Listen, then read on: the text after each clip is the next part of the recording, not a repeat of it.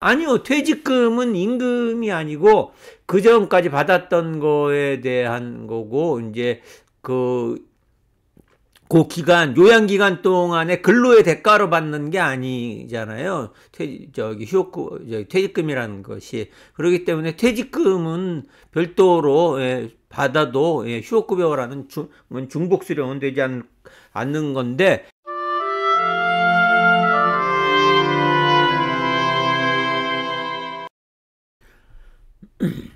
예, 안녕하세요. 박중영 변호사입니다. 생방송으로 진행되는 박변TV 라이브 415회 방송 시작하도록 하겠습니다. 오늘은 2025년 2월 17일 월요일이 되겠습니다. 주말들 잘 보내셨죠? 박변TV에서는 매주 월요일, 수요일, 금요일 저녁 9시부터 산재 및 손해배상과 관련된 상담 방송을 생방송으로 진행하고 있습니다. 라이브 방송 진행되는 동안 채팅창에 질문 올려주시면 바로 답변 드리니까요. 질문들 방송 중에 많이들 올려주시기 바랍니다. 나자바바라님이 올려주셨는데 30대인데 산재장애연금 받고 있습니다. 65세 되면 국민연금도 받을 수 있나요? 이렇게 올려주셨는데 장애연금은 자기가 장애를 통해서 받는 게 이제 장애연금이고, 국민연금의 경우에는 이제 국민연금 장애연금 당연히 중복 수령이 되니까 안 될 건데, 국민연금인데 본인이 납입해서 국민연금 납입해서 그 노령연금이죠. 노령연금은 받을 수 있는 걸로 제가 알고 있는데, 그렇죠?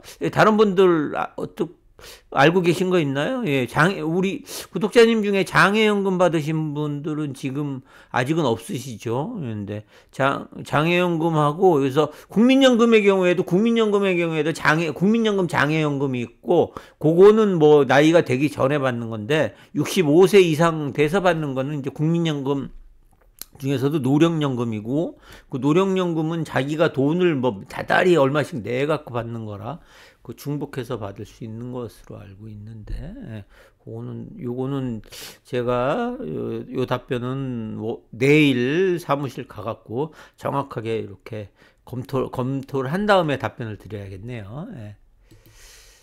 악동님 변호사님 질문 하나 해도 될까요? 하셨는데, 당연히 질문을, 저희 박변TV 라이브는, 여러분들의 질문으로, 여러분들이 해주시는 질문으로 이렇게 활성화되는, 방송이기 때문에 오히려 질문을 환영합니다. 질문 올려주세요. 권혜영님 들어오셨네요. 반갑습니다. 배도배도님 들어오셨네요. 배도배도님. 배도배도님도 처음 뵙는 아이디 같은데, 그 전에 들어오셨었나? 하여튼 자주 들어와 주시고, 질문들 많이 올려주시기 바랍니다. 악동님, 제가 지금 산재 요양 중인데 휴업급여 받고 있습니다. 휴업급여 받고 있는 기간 중에 퇴직금 받아도 중복수령에 문제가 있을까요? 혹시 부정수급 문제가 있는지 궁금합니다. 아니요, 퇴직금은 임금이 아니고 그 전까지 받았던 거에 대한 거고, 이제 그 요양기간 동안에 근로의 대가로 받는 게 아니잖아요. 퇴직금이라는 것이. 그렇기 때문에 퇴직금은 별도로, 받아도, 휴업급여라는 중복수령은 되지 않는 건데, 근데 퇴직금을 받기 위해서는 지금 요양기간이신 거잖아요. 요양기간 동안에 퇴직을 해야 퇴직금이 받는 건데, 요양기간 동안에는 굳이 퇴직을 하지 마세요. 왜냐하면 요양기간 동안에는 회사를, 사업주가, 해고를 못 해요. 그러면 그 요양기간까지 포함해서 퇴직기간에 산입이 되기 때문에, 그러면은 요양이 종결되고 난 다음에, 그래서 원칙적으로는 요양 종결 후 1개월까지는 해고를 못 하거든요. 그럼 요양 종결 후 1개월 됐을 때 그때 퇴직을 하세요. 그러면 그때 돼서 퇴직금을 하면은 그 퇴직금이 조금이라도 더 받거든요. 그러니까 퇴직금은 굳이 퇴직금을 받으시려면은 지금 요양 기간 중에 만약에라도 다른 회사에 취업하기 위해서 퇴직을 하시는 거다. 그러면은 어차피 다른 회사에 다른 회사 퇴직하고 다른 회사에 취업을 해도 다른 회사에서 취업을 하는 동안에는 취업 기간이기 때문에 휴업급여를 못 받아요, 당연히. 예. 그러니까는 제 생각에는 퇴직을 하셔서 퇴직금을 받으실 게 아니고 그냥 계속적으로 다니시는 게 좋을 것 같거든요. 이걸 그림으로 다시 설명을 드릴게요. 자, 2020년 1월 1일 날 이제 취업했어요. 그래서 2024년 이제 1월 1일 날 이제 사고가 났어요. 그래서 2024년 2024년 이제 12월 31일이 이제 요양 종결 예정일이에요. 요양 종결 예정일. 예. 아니, 요양 종결 예정일이면 24년 12월로 할 게 아니고 요걸 좀 바꾸죠. 25년으로 바꾸죠. 요걸 두 개를. 그래야 아직 2025년 올해 1월 1일 날 사고가 났어요. 그래서 올해 12월 31일 날 요양이 종결될 예정이에요. 그런데 지금 오늘이 며칠이에요? 오늘이 2월 17일이죠. 그래서 요번 달 말일 2월 28일 날로 해서 내가 퇴직을 하겠다. 2월 28일 기준으로 퇴직을 하겠다 하면은 퇴직금 산정은 1월 1일부터 2월 28일 기간에 요 기간을 기준으로 퇴직금이 나와요. 퇴직금이. 예. 그래서 퇴직금을 받느니 그것보다도 그냥 어차피 사고일로부터 요양 종결일까지는 해고가 안 돼요. 해고가. 그러면은 12월 31일 날 종결을 하고 그러면 2026년 1월 31일 날 퇴직을 하는 거예요. 퇴직. 그러면 퇴직금 산정 기간이 1년을 더 늘어날 수 있단 말이에요. 1년 정도를 더. 그러면 1년 정도 더 늘어난 기간에 대한 퇴직금을 받아서 퇴직금도 더 많이 받게 되는 건데 굳이 중간에 퇴직해서 퇴직금을 받으실 필요가 없죠. 예. 그거는 그렇고. 그래서 굳이 퇴직을 하신다면은 요 퇴직금은 휴업급여라는 것은 요양 기간 동안에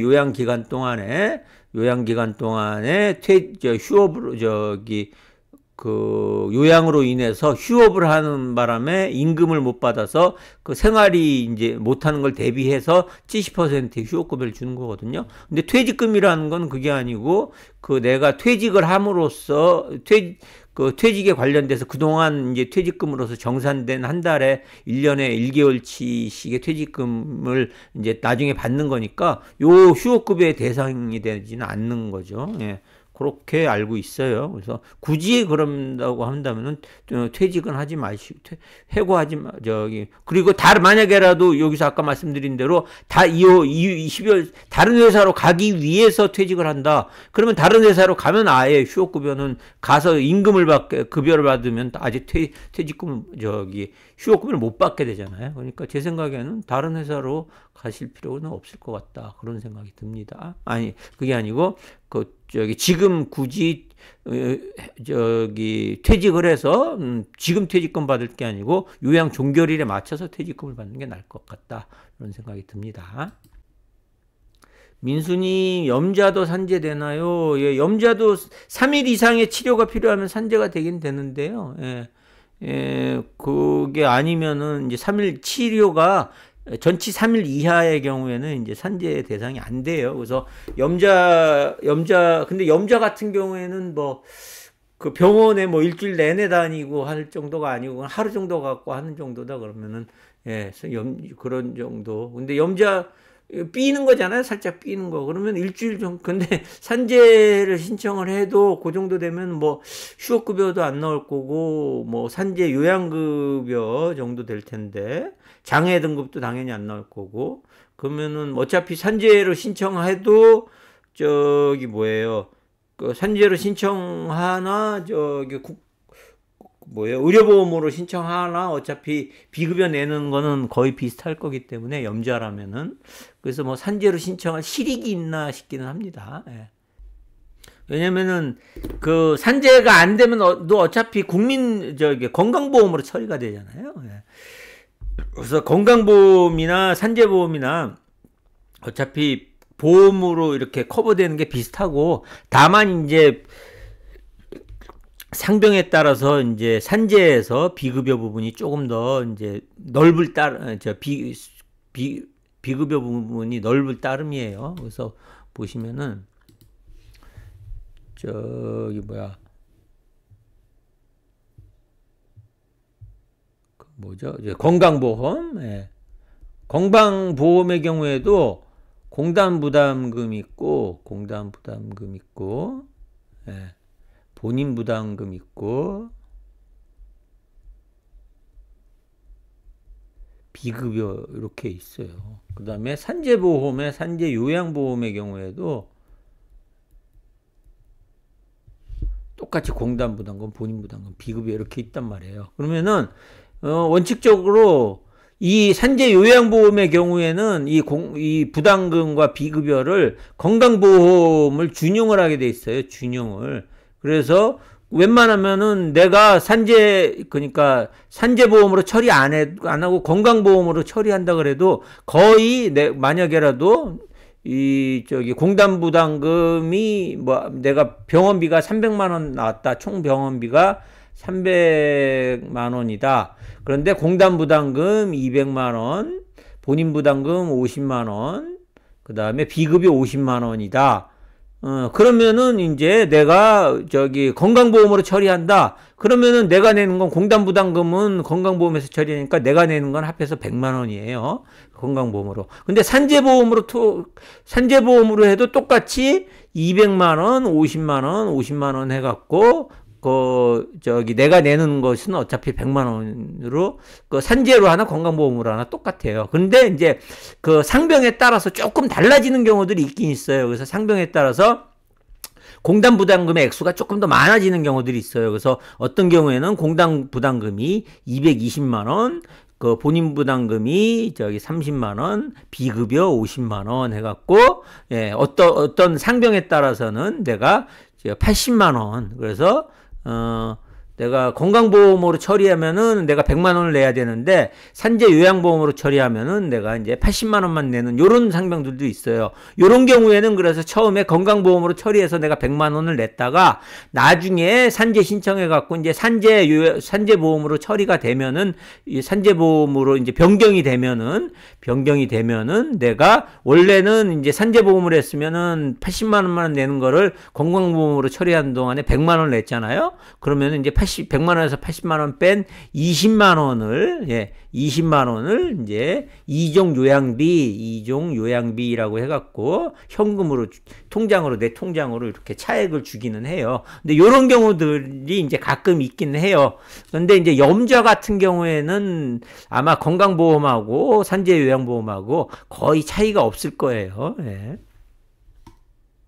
그래서 특별하게 장애가 발생할 경우나 아니면은 요양기간 동안 휴업급여를 인정할 거 아니라면은 이 병원비 면에 있어서는 크게 차이가 없다. 근데 이제 요양기간이 길어져서 회사에 못 나가는 기간이 2주 이상 되고 해갖고 내가 휴업급여를 받을 수 있겠다 하면은 신청을 해보시고, 그래서 혹시 모르니까 한번 신청을 한번 해보세요.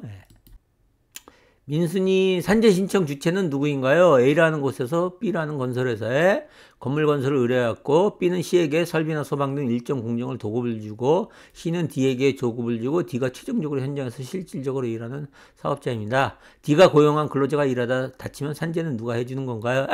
산재 신청하시는 분은 그거 신경 쓰지 마시고, 어느 현장에서 누구랑 근로계약 맺어갖고 어느 현장에서 일하다가 사고가 났다 하고 근로복지공단 신청을 하면은 근로복지공단에서 알아서 파악을 해줍니다. 그래서 옛날에는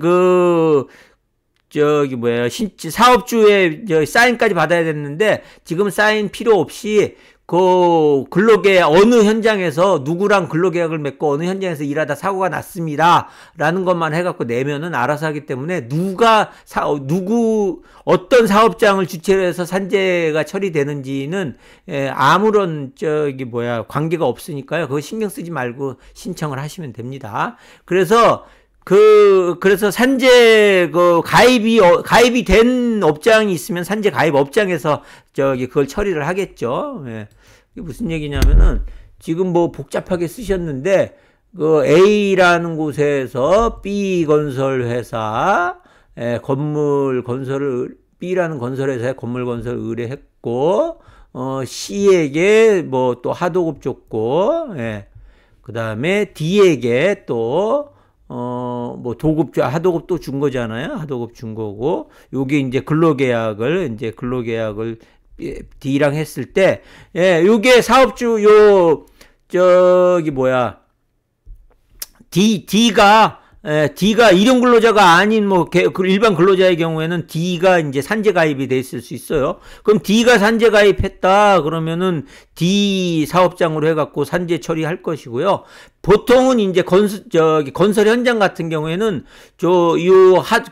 원수급 업체에서 전체 건설 현장에 대해서 이제 일용직 근로자까지 포함해갖고 그 현장에 대한 이제 산재 가입을 해요. 현장 산재 가입을. 그러면은 이제 현장 산재 가입이 돼 있다 그러면은 B 건설 회사에서 이제 산재 처리를 할 거고요. 그래서 큰 회사면 이렇게 되고, 심지어는 어느 회사도 산재 가입을 안 했다. 산재 가입을 아무것도 안 했다 하더라도 재근로자가 일하다가 사고가 났으면은 근로복지공단에 산재 신청을 하면은 알아서 산재는 승인해서 해줘요. 그래서 내가 다친 재근로자는 어느 회사에서 산재 처리하는지 신경 쓸 거 없이 어느 건설 현장에서 D와 근로계약을 맺고 일을 하다가 어떤 사고를 당했다라고만 제출을 하면은 사업장이 어떤 사업장인지는 몰라도 상관없습니다. 그래서 요양급여 신청서에 나와 근로계약을 맺은 근로계약 사업주 이름만 적으면 돼요. 이해되셨나요? 민수님 감사합니다. 개인사업자 대부분 산재보험 미가입인데 이런 경우 산재 신청 시 보상은 어떻게 되는 건가요? 개인사업자라 산재보험을 가입했든 안 했든 근로자로서 일하다가 사고가 나면은 근로복지공단에 산재 신청하시면요, 나라에서 근로복지공단에서 산재 보상해주고요. 그만큼 이제 산재 가입을 안 한 사업자에 대해서 구상을 해요. 이게 무슨 말이냐면, A라는 이제 사업주가 있어요. 사업주가 있고, 그래서 B랑 근로계약을 맺어요. 근데 산재 가입을 안 했어. A 사업자가 B를 하는데 산재 가입을 안 했어요. 그래서 산재 가입을 안 했다는 건 뭐예요? 산재 가입을 안 했다는 거는 근로복지공단이 있으면은 산재 보험료를 안 냈다는 거잖아요. 산재 가입을 안 했다는 거는 B에 대한 보험료를 안 냈다는 거잖아요. 그런 상황에서 B가 사고가 났어요. B가 사고가 나면 B는 A 사업자가 산재보험에 가입됐는지 안 됐는지 관계없이 그냥 근로복지공단에 산재 신청을 하시면은 근로복지공단에서는 그걸 보고 이 사람이 근로자로서 일을 하다가 사고가 난 거기만 하면은 여기다가 보험급여를 줘요. 보험급여. 산재보험급여를 줘요. 산재보험급여를 주면은 주고 난 다음에 근로복지공단이 가만히 있을 수는 없잖아요. 준 만큼 근로복지공단에서는 A 사업주에 대해서 준 만큼 구상을 해요. 너 이제 왜 보험을 안 들었어? 보험은 이거는 강제보험인데 보험을 안 들었지? 네가 보험을 안 들었더라도 이 B한테 내가 보험금 줬단 말이야. 그러니까 준 만큼 너는 나한테 다시 돌려줘. 이렇게 합니다. 그래서 이제 돌려달라고 하는 구상 금액에 이제 산정하는 또 방법이 또 있어요. 그거는 여기서 할 건 아니고, 하여튼 요렇게 된다. 과정이. 그래서 재근로자는 사업주가, 나와 근로계약을 맺은 사업주가 산재에 가입했든 안 했든 그런 거 신경 쓸 거 없이 어느 사업자, 아니면은 도급 관계에 있으면은 도급 사업자 중에 누가 산재에 가입되었는지 신경 쓸 거 없이 그냥 근로복지공단에 산재 신청만 하시면은 산재보험금은 그대로 다 나온다. 똑같이 나온다. 산재보험에 가입한 사람이나 안 가입한 사람이나 관계없이 차이별 없이 내가 산재보험에 가입했다고 더 많이 받고 산재보험에 가입 안 했다고 덜 받고 이런 게 아니고 산재보험급여는 그대로 다 받는다. 예. 이렇게 알고 계시면 될 것 같습니다. 자, 아이고 벌써 10시가 다 됐네요. 예, 오늘은 그럼 여기까지 하고요. 내일 모레 수요일 날 다시 찾아뵙겠습니다. 수요일 날은 들어오셔갖고 또 많이들 질문 주시고요. 예, 지금까지 산재 전문 박중영 변호사였습니다. 감사합니다.